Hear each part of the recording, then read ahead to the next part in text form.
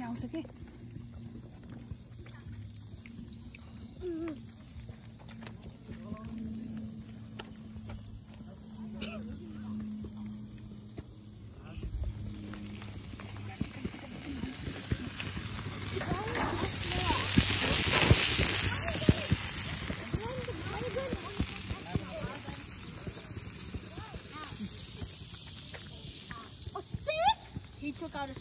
hello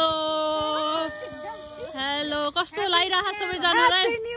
happy new year everybody हामी यहाँ यसो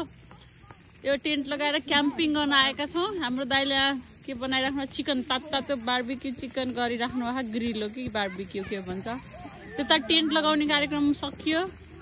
केटाकेटी यहाँ बसिराखन् यस्तो चलिरहेको छ यतातिर